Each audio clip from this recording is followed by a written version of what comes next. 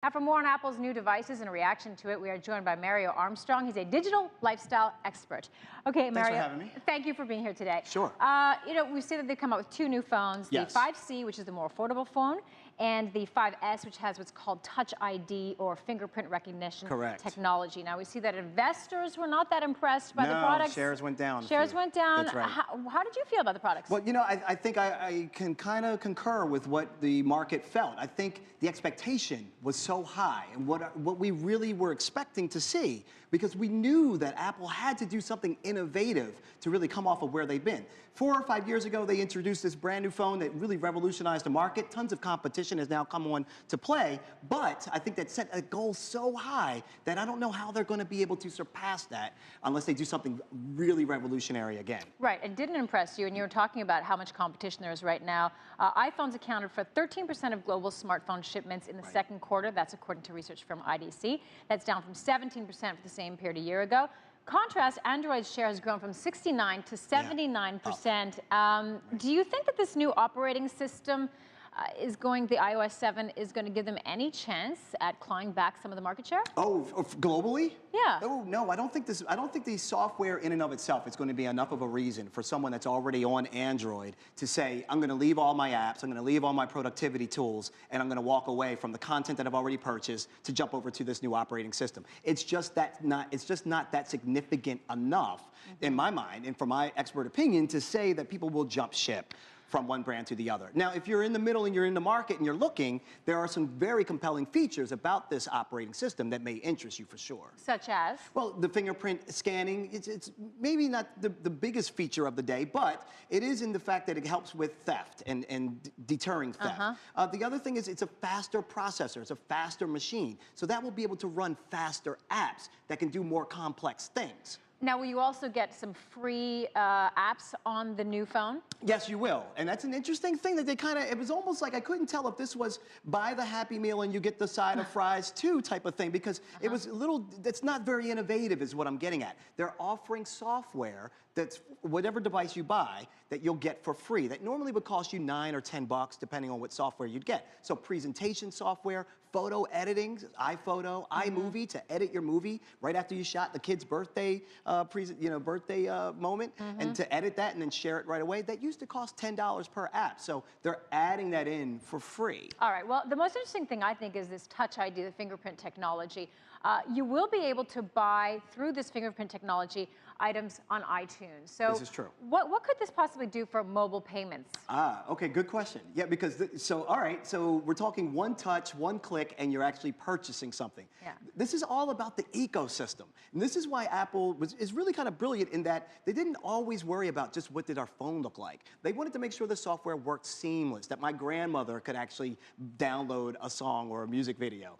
So the ecosystem is very important. So that impulse purchasing, being able to go on iTunes Radio, see a song that's playing and say, oh, I'm going to buy that right now, and be able to access my phone and in one click do that, means it could certainly open up opportunities for other things that could be bought the same way within their ecosystem. And this could provide another revenue source, of course, for Apple, because they're going to get a cut of everything that is sold through the phone. So why are investors excited about that, or are they not really thinking about this? I would hope that they are, right? Because that's their job, is to focus on money and to understand the long picture and the ecosystem. But maybe they too got so kind of caught up in wanting to see a brand new design, or wanted to see a flexible screen, or something that said, Apple still has it. Let's shoot up the charts on this. And I don't feel that they didn't have Steve Jobs to say, and one more thing at the end of that presentation to set it off. So I feel like maybe the market may have fallen into the same expectations as consumers. And I don't know if that's quite